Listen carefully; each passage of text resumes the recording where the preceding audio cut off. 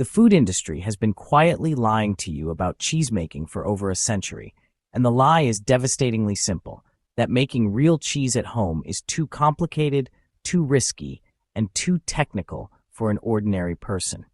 Every part of that claim is false.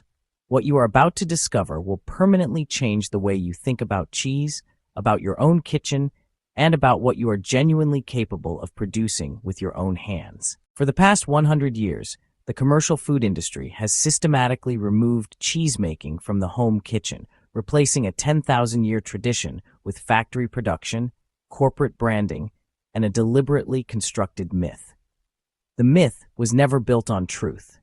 It was built on profit. The industry needed you to stop making cheese at home so that you would keep buying it from them. And it has been remarkably successful at ensuring that most people today no longer possess a skill their great-grandparents performed as a matter of weekly routine. Understanding how that removal happened is the first step toward undoing it. Cheesemaking is among the oldest food practices in recorded human history. Archaeological evidence confirms cheese production in Neolithic Poland, ancient Mesopotamia, and across the Fertile Crescent more than 10,000 years ago. These earliest cheesemakers had no thermometers, no laboratory starter cultures, no pH meters, and no specialist equipment of any kind. They had milk, fire, salt, and the accumulated knowledge of generations before them, and from those simple materials they produced food that sustained entire civilizations, traveled long-distance trade routes, and outlasted empires. The process they used was not primitive. It was precise, proven, and perfectly replicable in a modern home kitchen today. When industrialization accelerated through the late 19th and early 20th centuries, cheesemaking migrated rapidly from homes to factories. Pasteurization arrived as a public health measure. Commercial standardization followed as an economic tool. Within 2 generations, the collective body of home cheesemaking knowledge, the timing, the temperatures, the instinctive handling passed from parent to child, had nearly vanished from everyday domestic life. What had taken 10,000 years to develop and refine was effectively erased from the average household in the span of 50 years, replaced by the passive and entirely unskilled act of pulling a plastic-wrapped block from a refrigerated supermarket shelf. What survived the industrial transformation, however, is remarkable. In the mountain villages of France, Italy, and Switzerland, and in the farmsteads of England's West Country, small artisan cheesemakers kept the old methods alive through generations of stubborn, passionate refusal to capitulate to industrial shortcuts. And in the last decade, something even more significant has emerged, a quiet but powerful global revival of home cheesemaking, driven by people who are done being sold inferior food and told they are incapable of making something better. This revival is not a trend or a weekend hobby phase. It is a correction, a direct return to knowledge that was never supposed to leave the home kitchen in the first place. Before we go any further, if you are finding this valuable, take 2 seconds right now and hit that like button and subscribe to this channel. It genuinely helps this content reach the people who need to hear it. Now, let's get into the 6 truths the commercial food industry does not want you to know. The first and most damaging truth about home cheesemaking is one the supermarket dairy industry would prefer you never encounter. The milk on your grocery shelf has been specifically processed to fail in a home cheese recipe. Ultra-pasteurized milk, now the dominant product in most supermarket dairy cases, is heated to temperatures so extreme that the milk proteins are permanently denatured, their molecular structure so thoroughly altered that they will never form a proper, firm, cuttable curd regardless of the technique applied.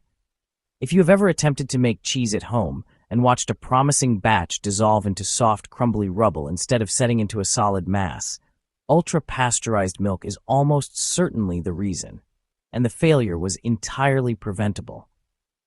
The industry sells you the exact product that guarantees your failure, and then the equipment companies sell you a more expensive kit to fix a problem the milk created. The solution is straightforward, but the industry has built a distribution system that gives you very limited access to it. Non-ultra-pasteurized whole milk, labeled simply as pasteurized rather than ultra-pasteurized, and sourced from a local dairy, a farmer's market, or a direct farm supplier, retains the protein structure that makes coagulation possible. Its molecular integrity is intact enough to respond properly to starter cultures and rennet, forming the firm, elastic curd that every successful cheese requires as its foundation. In many regions, raw milk, minimally processed, unhomogenized, legally available from licensed farm sources, produces results of a complexity and depth that no commercial product can replicate, precisely because its natural microbial community is still alive and active within it. The second truth concerns the ingredient list of the cheese sitting in your refrigerator right now. Real cheese, defined by its composition and by its 10,000-year history, contains exactly 4 ingredients: milk, salt, starter cultures, and rennet. Pick up almost any standard supermarket cheese block and read the label carefully. You will find cellulose powder, a wood pulp derivative used to prevent shredded cheese from clumping in the bag. You will find natamycin, a pharmaceutical antifungal drug applied to suppress surface mold. You will find annatto as a standardizing color agent, potassium sorbate as a shelf-life preservative, and in processed varieties, a list of emulsifying salts, artificial flavors, and chemical stabilizers that require a laboratory background to fully interpret. Not one of these additives improves the flavor, the nutrition, or the quality of the cheese. Every one of them serves the packaging line, the delivery truck, and the retail shelf. The third truth will save you a meaningful amount of money before you even begin. Every major cooking website and specialty food retailer carries home cheese-making starter kits priced between $100 and $500, bundled with branded thermometers, culture sachets, specialty molds, presses, and accessories. The product copy insists are non-negotiable. The world's most celebrated cheeses, Comté, Gruyere, aged cheddar, Gouda, Manchego, were produced for centuries before a single piece of commercially branded cheese-making equipment existed. A large stainless steel stock pot, a reliable kitchen thermometer accurate to 1 degree, several meters of plain cheesecloth, a colander, and a simple cylindrical mold are the genuine requirements for making exceptional cheese at home. Everything beyond that is optional, and most of it is completely unnecessary for any first-rate result a home cheesemaker will ever produce. Rennet is the enzyme responsible for the coagulation at the heart of all cheesemaking. It causes milk proteins to bond together and form the firm, cuttable mass that becomes every cheese ever made, and most beginners treat it as a rare, inaccessible professional ingredient when it is anything but. Cheesemakers across history sourced rennet from whatever was available in their environment: the stomach lining of young ruminant animals, the sap of fig trees, the blooms of wild thistles, and the stinging heads of nettles have all served as effective coagulants across different regional traditions. Today, liquid animal rennet, vegetarian rennet, and microbial rennet are all widely and inexpensively available from online suppliers. A single small bottle of liquid rennet purchased for under $10 contains sufficient active enzyme to produce dozens of individual wheels of cheese over many months.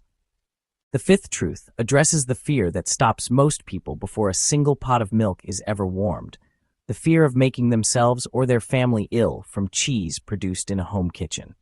This fear has been carefully cultivated over decades through regulatory language, commercial food safety messaging, and the persistent implicit framing of the amateur home kitchen as an inherently unsafe production environment. The reality is grounded firmly in food microbiology. The rising lactic acid, controlled salt concentration, and progressive moisture reduction that occur during correctly executed cheesemaking create a chemical environment that is actively hostile to the pathogenic organisms responsible for foodborne illness.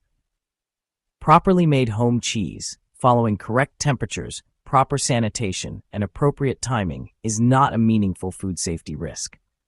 The documented industrial outbreak history, the recalls, the listeria events, the contamination incidents, belongs almost exclusively to factory production at scale, not to the home kitchen. The sixth truth is the most immediately tangible, and it is the one the specialty food retail industry is least willing to discuss openly. A single kilogram wheel of aged Gouda in a specialty store commonly retails for between $30 and $60. That same wheel, produced from approximately 2.5 liters of non-ultra-pasteurized whole milk, a quarter teaspoon of liquid rennet, a small sachet of starter culture, and 2% of the wheel's weight in salt costs under $6 in raw materials to produce at home.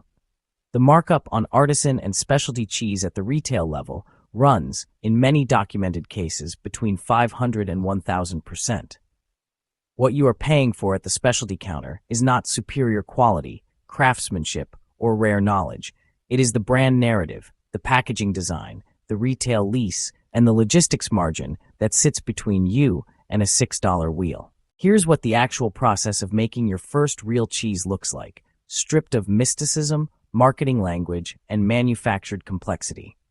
You begin with 2 to 4 liters of whole, non-ultra-pasteurized milk, warmed slowly and gently in a stainless steel pot to approximately 30 degrees Celsius, roughly body temperature. At this point, a small measured quantity of dried starter culture is sprinkled across the surface of the warm milk and allowed to rehydrate and activate for between 30 and 60 minutes. During this window, the bacterial culture begins consuming the milk sugars and producing lactic acid as a natural byproduct, progressively lowering the pH of the milk and initiating the same ancient transformation that has turned liquid milk into complex structured food for 10,000 uninterrupted years. Once the starter culture has acidified the milk to its target level, a small measured dose of liquid rennet, typically 1/4 teaspoon, diluted first in cool, non-chlorinated water, is added and stirred gently for exactly 60 seconds. The pot is covered and left completely undisturbed. Within 20 to 40 minutes, the milk solidifies entirely. The full contents of the pot transform from a liquid into a single firm, elastic, custard-like mass called the curd, with a thin golden layer of liquid whey forming around the edges and across the surface. This is the moment that first-time cheesemakers have consistently described as genuinely astonishing for 10,000 years, and the quiet intelligence of it, the fact that milk simply wants to become cheese, given the right conditions, never loses its power regardless of how many times it is witnessed. The curd is cut into uniform small cubes using a long knife in a process that directly controls the moisture content of the final cheese. Smaller cuts release more whey and produce a firmer, drier result, while larger cuts retain moisture and yield a softer variety. The cut curd pieces are then gently stirred and heated slowly to between 38 and 42 degrees Celsius over 30 to 40 minutes, a step called cooking the curd, which causes the pieces to contract and firm into the dense, grain-like mass that will become the body of the wheel. The cooked curd is drained through cheesecloth, pressed into a mold under increasing weight for several hours, and finished with salt, applied either by direct surface rubbing or by submersion in a prepared brine solution, which controls moisture loss, encourages rind formation, and shapes the final flavor profile. Aging is the final and most widely misunderstood stage, and also the one most effectively used to discourage home cheesemakers from attempting anything beyond fresh, soft cheeses.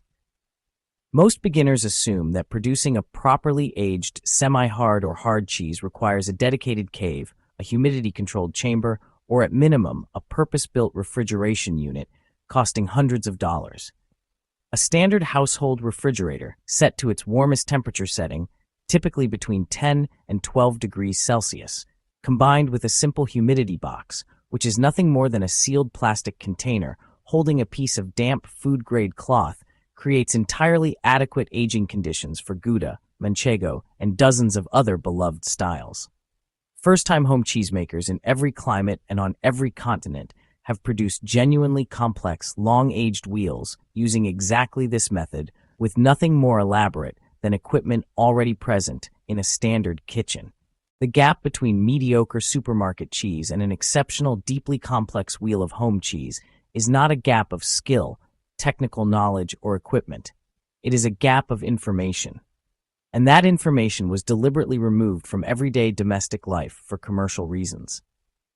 The industry constructed false complexity, the overpriced equipment kits, the ultra-pasteurized milk that predictably fails, the manufactured contamination fear, the regulatory language that makes a 4-ingredient process sound like a pharmaceutical undertaking.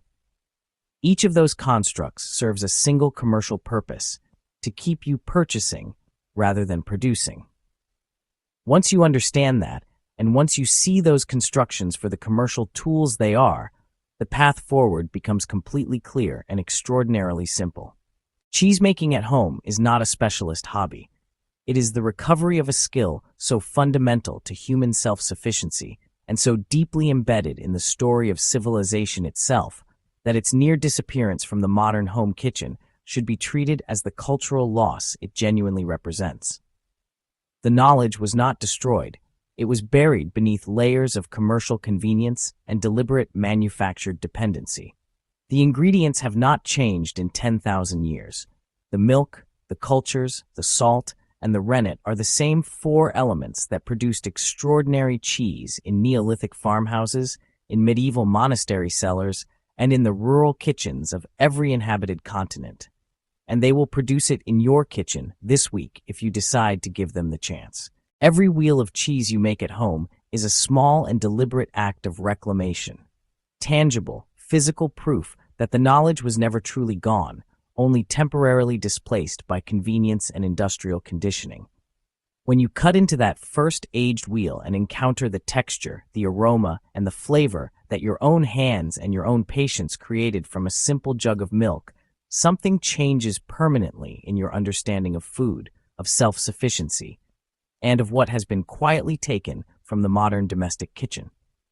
The desire to share that understanding, to hand this knowledge to the people around you, is as old as cheesemaking itself, and it is precisely how this knowledge survived intact across 10,000 unbroken years of human history. If what you heard in this video surprised you, challenged something you have believed for years, or simply gave you the confidence to finally try making real cheese at home, then do one thing before you leave. Scroll to the comments right now and tell us which of these truths hit the hardest. Your comments and your engagement are what determines whether this channel can continue producing content like this, and every single comment you leave sends a direct signal to the platform that this topic deserves a wider audience.